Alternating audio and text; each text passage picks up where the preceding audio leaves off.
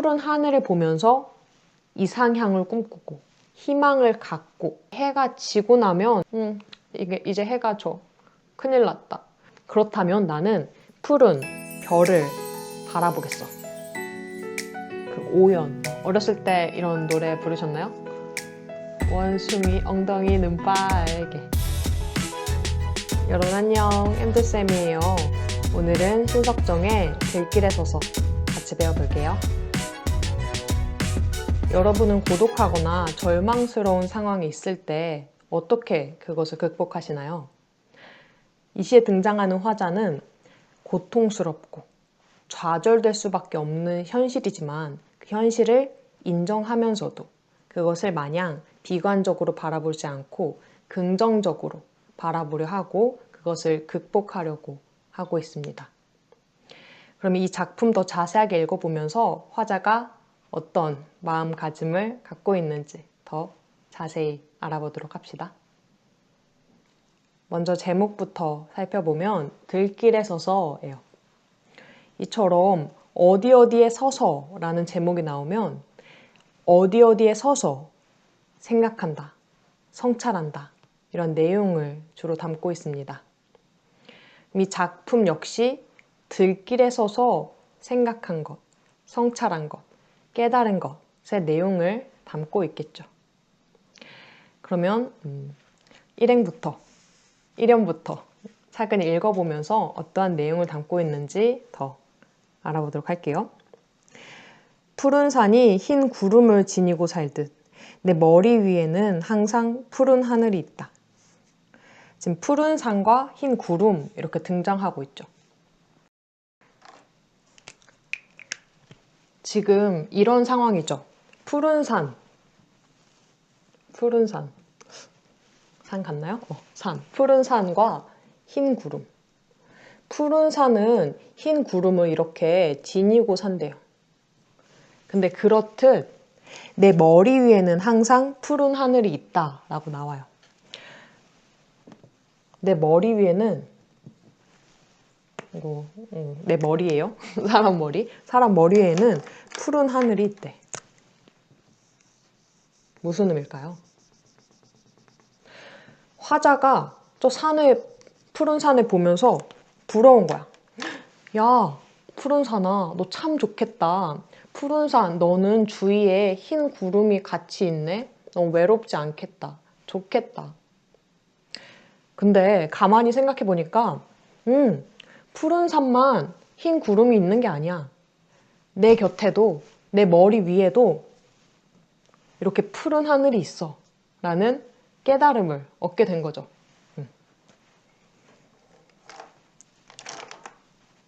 빨간색을 적어볼까요? 오잉? 지금 이 산과 화자를 서로 대응시키고 있죠. 푸른 산, 화자. 어떻게 표시하죠? 대응. 화자와 자연물을 동일시하고 있어요.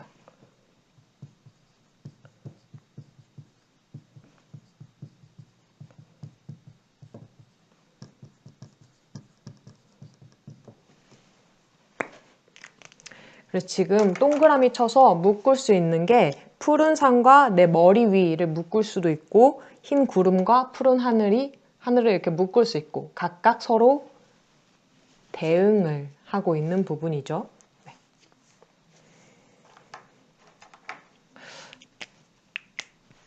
그렇다면 이렇게도 또 생각을 해볼 수 있을 거예요. 화자가 산을 보고 흰 구름이 있다라고 부러워했잖아. 그렇다면 여기서 이 흰 구름은 도대체 무엇을 의미하는 걸까? 이런 생각이 들 수 있죠. 우리 시는 함축적인 의미를 담고 있으니까 정말 그 구름이 있어서 부러운 게 아니라 그 구름이 무엇을 의미하느냐를 아는 게 더 중요하죠. 이 흰 구름 그리고 이 화자 곁에 라고 말하는 이제 푸른 하늘은 각각 이건 파란색으로 써먹어볼까요? 네. 화자가 바라는 이상 세계, 꿈, 희망을 비유하고 있는 거겠죠. 야, 산아, 너는 희망이 있어서 좋겠다. 근데 잘 생각해보니까 나에게도 희망이 있네? 라는 걸 깨닫게 된 거예요. 1년은 이렇게 자연물과 인간의 유사성을 제시하면서 유추의 원리로 서로 대응을 시키고 있었어요. 이어서 그러면 2년도 같이 살펴볼게요. 하늘을 향하고 살림처럼 두 팔을 드러낼 수 있는 것이 얼마나 숭고한 일이냐. 하늘을 향하고 살림처럼 두 팔을 향하고 서 있대요. 이것도 마찬가지로 그림을 그려볼까요? 나무를 보면 나무 같나요? 이렇게 나뭇가지가 있죠. 나뭇가지. 근데 그 나뭇가지가 마치 하늘을 향해서 두 팔을 이렇게 벌리고 있는 것 같은 생각이 들었대. 근데 생각해보니까 이 나무를, 이 살림만을 부러워할 필요가 없다라는 걸 느낀 거야. 야, 나무야. 나무만 가지를 하늘을 향해 이렇게 벌릴 수 있는 게 아니라 나 역시 마찬가지로 이렇게 하늘을 향해 두 팔을 벌릴 수 있구나 라는 거죠. 우리 방금 이 푸른 하늘, 구름과 같은 게 이 화자가 꿈꾸는 이상, 희망을 의미한다 그랬죠. 그러니까 이 나무가 하늘을 향해서 두 팔을 벌린다라는 것은 이 나무가 이상적인 세계, 희망적인 세계를 꿈꾸는 모습이라고 볼 수 있겠죠. 나도 그러한 희망을 가지고 살아갈 수 있어 라는 그런 얘기를 하고 있는 부분이죠. 또 거기 뒷부분을 보면 얼마나 숭고한 일이냐라고 나와 있어요. 이렇게 뭐뭐 하지 않느냐 막 이런 표현, 의문형으로 끝나는 표현, 우리 이런 걸 어떤 표현 방법이라고 하죠?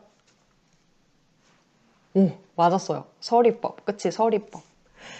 의문형으로 끝나지만 정말 그게 궁금해서 질문을 하기 위해서 묻는 건 아니라 오히려 내가 말하고자 하는 바를 더 그러한 의미를 더 강조하기 위해서 묻는 표현이라고 했었죠. 그러니까 지금 여기서도 대응이 또 쓰인 거죠. 그러니까 지금 여기서 얼마나 숭고한 일이냐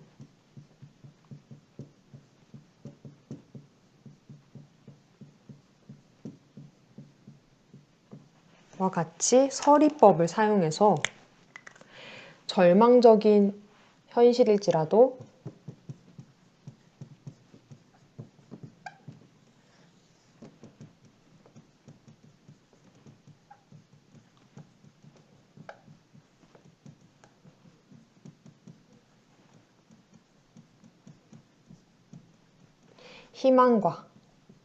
희망을 품고 사는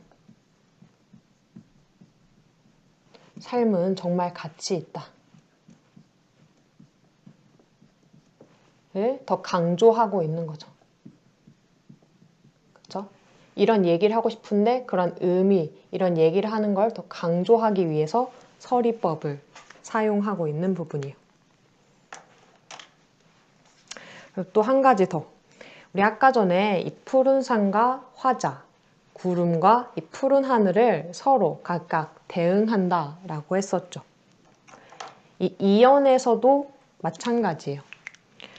두 팔을 하늘을 향해 벌리고 있는 살림과 이 화자를 마찬가지로 대응, 동일시 이렇게 하고 있습니다. 그렇죠? 이 살림에게도 하늘을 그려줄까요? 하늘을 향해 두 팔을 벌리고 있는 거니까.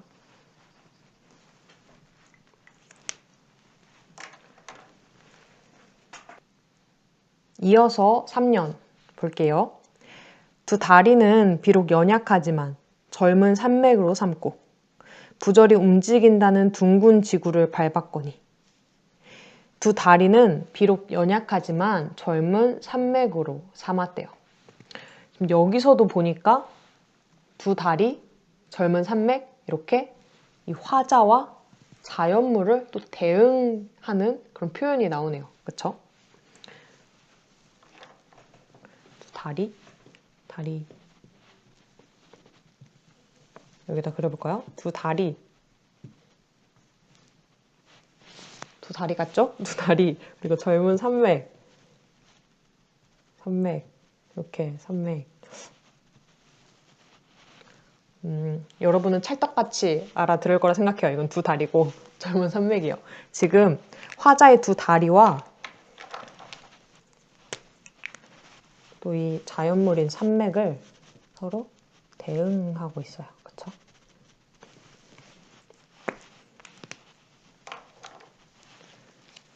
비록 나는 연약해. 이 안 좋은 현실, 이 부정적인 현실 속에서 살아남기에는 내 모습은 너무 연약해 보여요. 하지만 젊은 산맥이 굳센 의지와 젊은 패기를 가지고 굳건히 그 자리를 지키고 살아가는 것처럼 나 역시도 굳센 의지로 이 부정적인 상황을 극복할 거야 라고 극복 의지를 다지고 있는 부분이죠. 그쵸? 부절이 움직인다는 둥근 지구를 밟았거니. 여기서 부절이라는 것은 끊임없이 라는 뜻이야. 지구는 계속 이렇게 자전도 하고 공전도 하고 이렇게 돌죠. 계속 그렇게 움직이는 지구이지만 나는 흔들리지 않고 굳건히, 그리고 방금 초파리가 날랐어요. 네, 이렇게 둥근 지구를 밟아대요.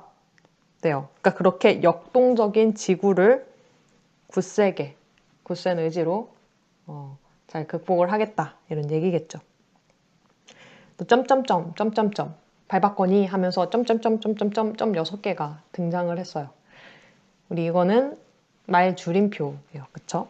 이 말 줄임표를 사용해서 여운을 주기도 하고 또 의미를 더 강조하는 그런 효과도 주고 있죠.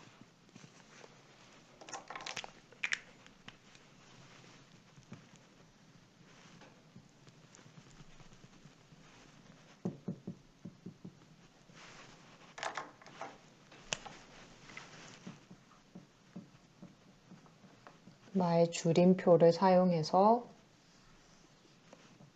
독자에게 여운을 주기도 하고 또 의미를 강조하는 효과를 주기도 한다 라는 거죠. 이어서 사연 또 볼게요. 푸른 산처럼 든든하게 지구를 디디고 사는 것은 얼마나 기쁜 일이냐. 또 푸른 산이 등장을 했네요. 푸른 산처럼 지구를 디디고 사는 것은 정말 든든한 일이다 라고 얘기를 하고 있어요. 우리 이렇게 푸른 이 산이라는 자연물은 변하지 않는 것을 표상하는 경우가 되게 많아요. 여기서도 마찬가지로 그렇게 변하지 않는 자연의 표상으로서 인간에게, 화자에게, 사람들에게 깨달음을 주고 있는 부분이죠. 근데 그렇게 푸른 산처럼 든든하게 굳센 의지를 갖고 살아가는 것은 기쁜 일이래요. 얼마나 기쁜 일이냐라고 하고 있어요. 여기서도 마찬가지로 얼마나 숭고한 일이냐처럼 얼마나 기쁜 일이냐 이렇게 서리법을 사용을 하고 있죠. 마찬가지요. 절망적인 현실일지라도 희망을 품고 사는 것은 정말 가치 있는 삶이다 라는 것을 더 강조하기 위해서 서리법을 사용하고 있는 거죠.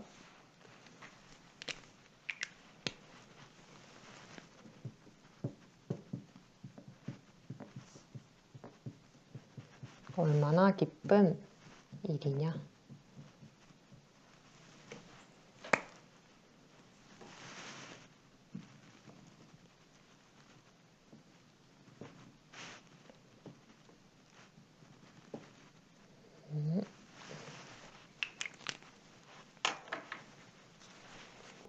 뼈에 저리도록 생활은 슬퍼도 좋다.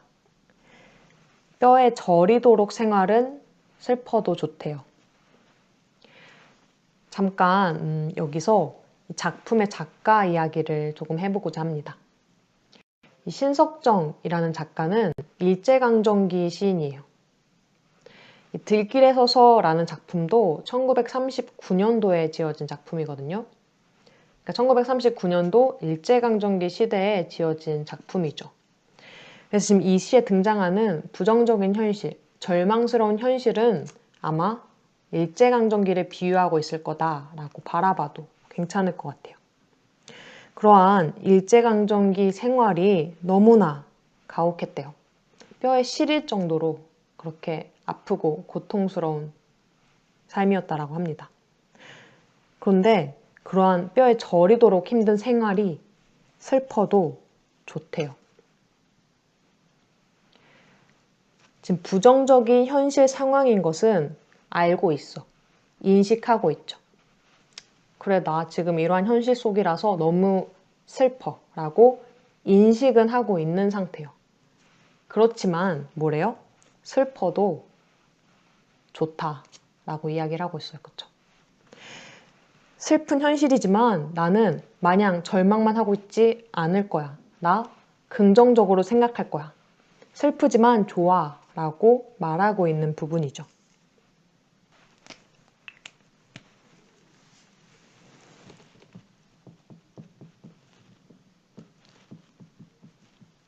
뼈에 저리도록 슬픈 생활.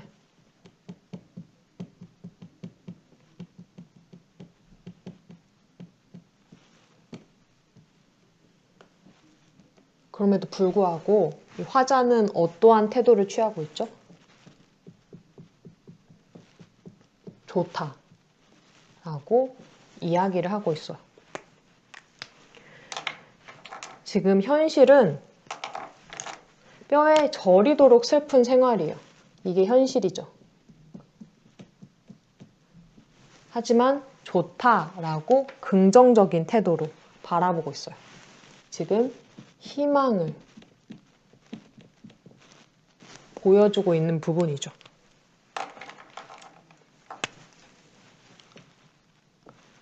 생활이지만 좋아 라고 이야기를 하고 있어요. 또 이어서 볼게요. 저문 들길에 서서 푸른 별을 바라보자. 저문 들길에 서서 푸른 별을 바라보재요. 저문 들길. 이 화자는 푸른 하늘을 보면서 이상향을 꿈꾸고 희망을 갖고 그런 상황이랬죠. 그러면 푸른 하늘은 해가 떠 있을 때 주로 아침이나 낮에 그렇게 볼 수 있죠. 근데 그렇게 해가 지고 나면 우리 푸른 하늘을 보기 어려워. 그쵸? 여기서 저문 들길이라는 표현은 해가 이제 막 저물어 가는 거잖아요. 해가 막 이제 지려고 하는 거죠. 그러면 이 화자가 꿈꾸는 그런 삶의 모습, 꿈꾸는 세계는 점차 보이지 않고 점점 해는 계속 지고만 있으니까 점점 어둡고 점점 절망적이고 점점 고통스러운 세계를 의미한다라고 볼 수 있겠죠. 그러니까 지금 여기서 저문 들길이라고 하는 것은 우리 앞서 살펴봤던 뼈에 저리도록 슬픈 생활과 마찬가지로 부정적인 현실을 의미하는 거다라고 볼 수 있는 거죠. 근데 그 저문 들길에 서서 뭘 바라보세요? 푸른 별을 바라보세요. 나는 푸른 하늘을 꿈꾸고 이상향으로 삼고 있었는데 이게 이제 해가 져. 큰일 났다. 나의 희망은 다 사라졌어 라고 절망에 빠지려고 하는데 절망에 빠질 필요가 없다라는 걸 깨닫게 된 거야. 그래, 해가 떴다가 해가 져. 그래, 푸른 하늘은 못 볼 수 있어. 하지만 해가 지면 뭐가 떠오르죠? 달도 뜨고 달 주변에 별도 뜨고, 그쵸? 해가 졌다고 절망적인 현실이라고 슬퍼할 게 아니라 그렇다면 나는 푸른 별을 바라보겠어 라는 그런 의미겠죠. 그렇다면 여기 등장하는 푸른 별 역시 마찬가지로 여기서 말하는 꿈, 희망, 이상을 비유하고 있는 거다라고 바라볼 수 있을 거예요.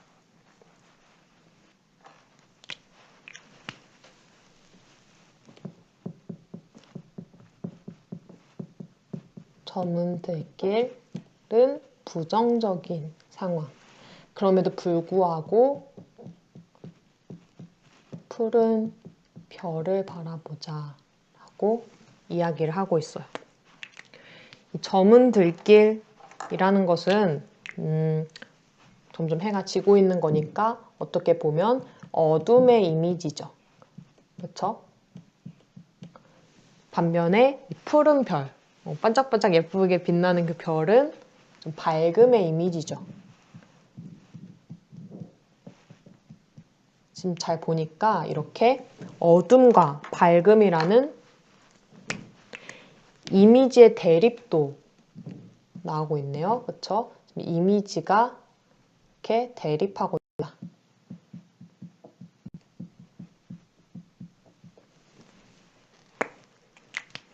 마찬가지로 이 푸른 별 같은 거는 희망을 의미할 거고, 저문들길 뭔가 고독하고 슬프고 비애, 좌절 이런 것, 이런 현실을 의미하겠죠.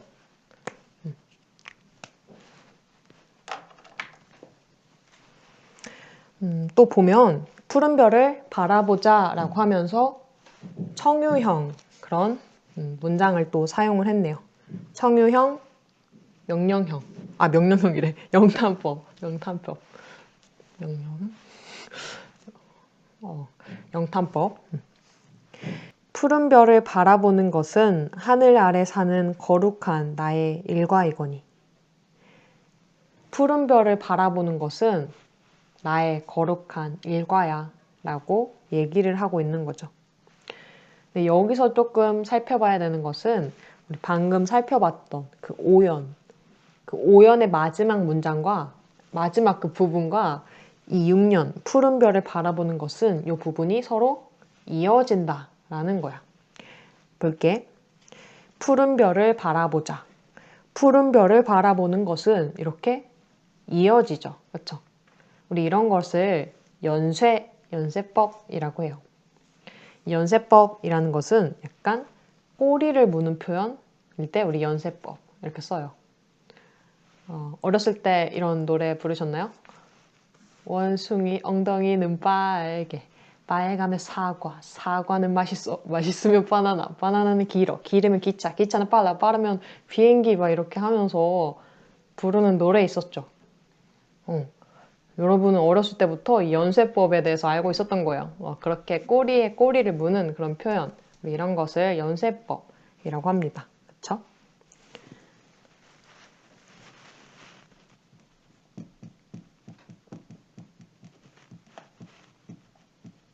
연쇄법.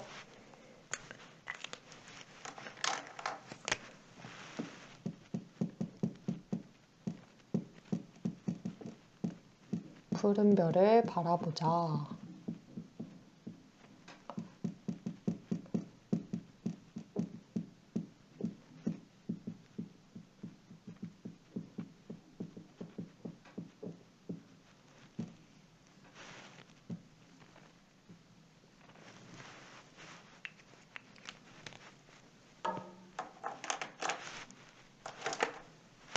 얘도 통일감을 주기 위해서 동그라미를 잡았어요.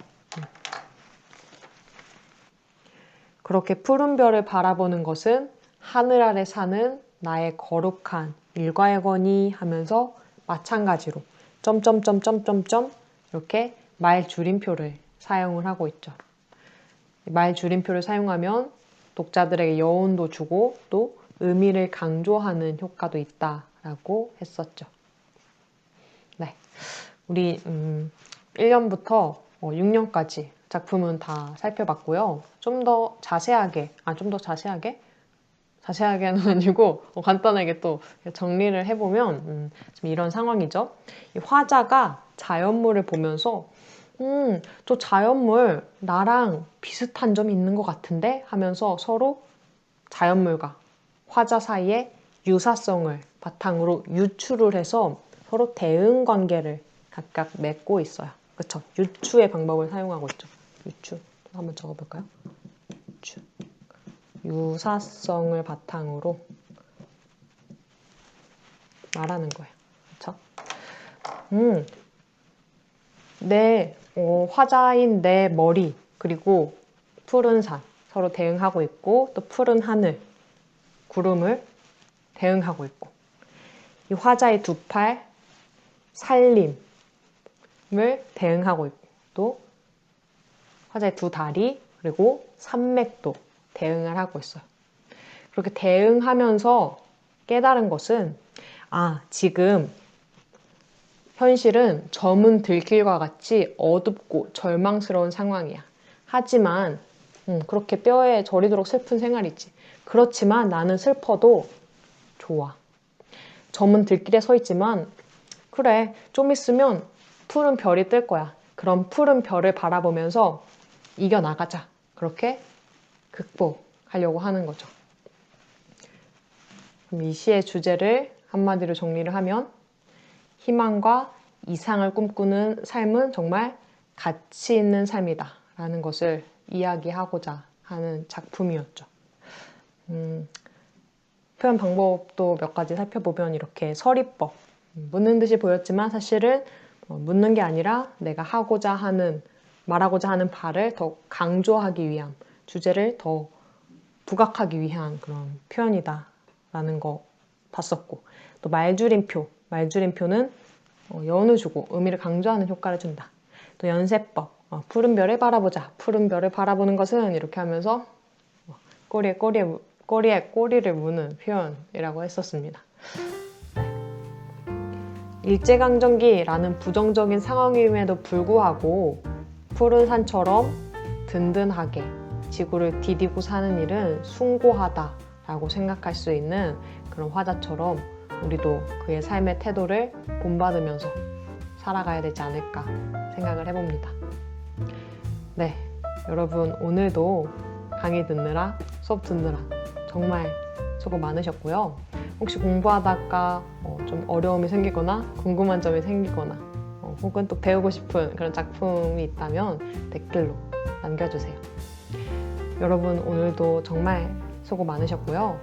한 컷 문학으로 마무리할게요. 안녕.